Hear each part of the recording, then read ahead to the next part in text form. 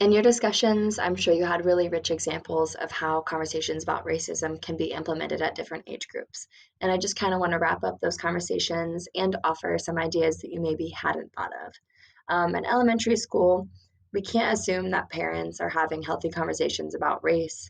And we also don't know what they're learning at home. And so we want to offer a space where there are healthy and constructive conversations about that. By age 6, children are actually conscious of stereotypes, so shying away from the issue until students are older isn't necessarily a healthy or good option for them. Um, and a great way to do this and talk about racism and talk about difficult topics without necessarily being straightforward about it is through literature. I read this book to you, and some of you maybe thought, oh, wow, what an interesting story. And some of you may have thought, wow, this book has really good themes about race and being accepting of different races and ethnicities. And if you thought that, good job. So the use of literature in the classroom is huge, and students love seeing themselves examples of their culture because it just allows them to feel more accepted and included in the classroom environment and their families too, especially if they're not from the United States. Furthermore, I want to talk about constructivism, and it is a theory that was established by Jean Piaget. And it basically talks about how learners build their learning and their knowledge through social experiences, through teachers modeling good behavior, good conversations, and critical thinking, and just engaging in conversations about the hard topics. Students learn that and they build up their knowledge from those experiences.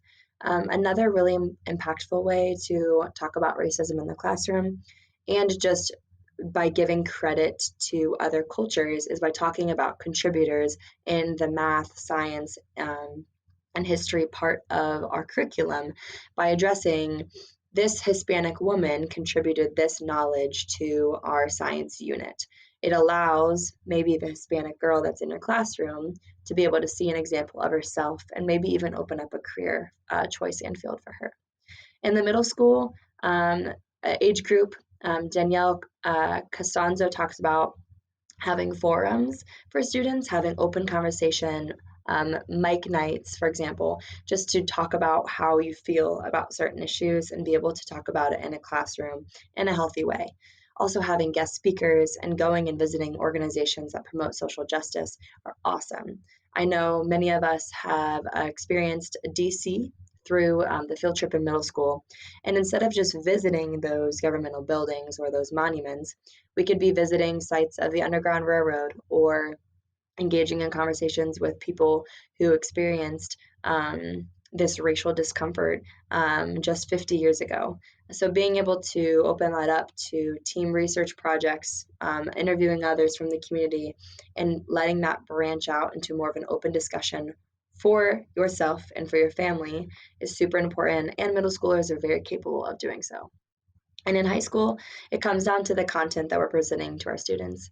Um, a resource called World Trust. It's a social justice and equity movement program. They offer films, curriculum, workshops, and just seeking out restorative practices for students. And people can access that content and those videos and the workshops, all that they provide, both in and out of the classroom, just to create more of an open conversation and opportunities for students. So again, it can start so simple with literature all the way up to very straightforward, explicit teaching about the ways that we can be proactive in our communities.